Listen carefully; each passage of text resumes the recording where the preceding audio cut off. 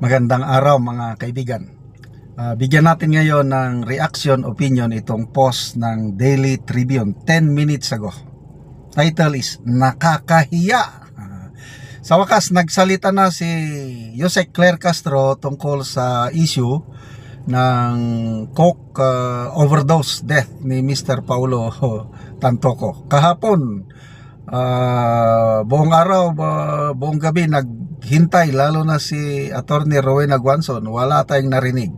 Ngayon lang nagsalita si Yusek Claire Castro. Okay, ito ang post. Palace spokes Claire Castro slams alleged political spin surrounding the death of Juan Paulo Tantoco, calling out those behind a fake police report and dragging grieving families into the spotlight. Okay? Ito po ang exact statement ni Yusek Claire Castro. Basahin ko. Kasi kanina nag-press briefing na tungkol sa project sa gobyerno, ang DOTR, DOE, yung makasama niya. Siguro sa question and answer, ito na, natanong at ito ang sagot. Sabi niya, nakakalungkot dahil yung mga pribadong taong nagluluksa ay nadadamay sa pamumulitika. Nakakahiya ang kanilang mga ginagawa. Nakakahiya dahil gumawa sila ng faking police report. So, yun. So, hanggang ngayon, pinanindigan ni Yusek Claire Castro na peke yung police report na nabanggit noon ni BP Sara, na nabasa niya na nandun nga ang pangalan ni First Lady Lisa Araneta Marcos. So kahapon din, si Mr. Bobby Tiglao, isang batikang journalist, naglabas ng police report na nandun nga, klaro ang pangalan ng First Lady na kasama. So ang sinasabi ni Yusek Claire Castro is peke yung police report na yun. Nanindigan, peke, wala. Ibig sabihin, wala doon si First Lady Lisa kung peke yung police report. Yun ang narrative ng Malacanang, peke. Okay, magbasa lang tayo sa mga comments ha. At least nagsalita na sila. Mas maganda ito na nagbigay ng pahayag ang Palace Press Officer kaysa naman yung PCO Secretary na no comment. That's a private matter. Anong private matter na anyway, pag-usapan? Comments. Ay nako. Inagasi Nolyab, the defense of the attack dog. Ang corona, nag-iisang corona, attack dog, walang iba, para kay Yusek Claire Castro lang, sabi ni Attorney Rowena Guanzon. Boss Rex, sabi niya, og moingon pa na siya nga kanang ilang tutoy sa bongero maunay jud nay dako nga fake. Nagbisaya na. Yung issue ng sabongero, yun, fake daw yun. Marlene Casimero, stress na kayo si Auntie Claire ba? Siya tanang mo depensa. Alibon, NB, di nyo kayang patahimikin ang LA Police. Anyway, ganyan talaga ang politika.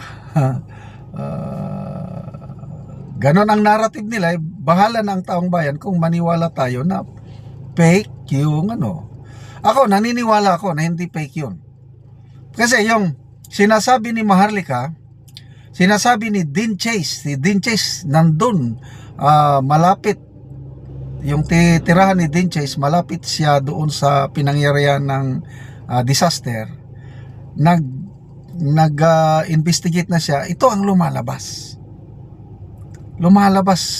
Kaya ako, naniniwala ko sa police report na totoo yun. But kung sabi ng palasyo na fake, edi bahala na ang taong bayan kung kanino kayo maniniwala. Yan, Adrian Iskandor. Sinabihan pang fake news ang LA Police. It's Beverly Hills Police Department. Yun ang peke. According to Claire. RTU. Kaya kinuha ng palasyo yan dahil halang din ang sikmura. Sisiw lang sa kanila ang magsinungaling at sanay na sanay sa pakapalan ng muka. Nads T. Hasan, fake police report ang LA report. Wow. Remy Uy, Lols, kau ang fake ante. Nabuang naman ka oy. Rene Renon, ante ang lakas mo makaparandan. Maria Vidal, nakakaya, ba't ang entourage ni First Lady may dalang paninghot? Yun, at nakaitim ka pa eh. ay. Yan, Romeo de la Cruz. Sigurado, damay na naman ang mga Duterte sa isyu na yan. Diyan magaling si Aling Clara. Oo, kasi sabi niya, fake news peddler daw si BP Sara. Nung nagsalita si BP Sara tungkol sa police report na nabasa niya na kasama doon si First Lady. So ngayon, sinuportahan ng police report, Beverly Hills Police Department report, siniwalat ni Mr. Bobby Tiglaw o Rigoberto Tiglaw. Kitang-kita doon kasama si First Lady sa mga tao nga nandun sa scene nung dumating ang pulis. So, fake yun. So, patunayan nila nga fake. O rito, kasuhan nila ngayon si Mr. Bobby Tiglaw kung ano siya ng fake. Diba? Kasi, kung fake talaga yun, matindi yung ginawa ni Mr. Bobby Tiglaw. Ba't siya naglabas ng ganun? So, tingnan natin. JC Intromompi, at least sa'yo galing ang salita, auntie. Anyway, ayun, huwag nyo nang hanapin si Auntie Claire dahil nagsalita na siya. Hintayin natin ang response. Sigurado, moresback si Attorney Rowena Guanzon. Pasok, Attorney Guanzon. Salamat mga kaibigan sa inyong pagsubaybay sa ating channel. Nakakatulong kayo sa tribong Talandig ng Bukidnon dahil ang income natin sa channel na ito is pantulong natin sa tribo. Namimigay tayo ng libreng yero at pako para makapagpatayo ng mas maayos na pamamahay o tahanan ang tribong Talandig. Panoorin nyo ang video na ito. Si tatay ang natagaan ng mga gyero. Isunod sa nagkuan sa mga pobre.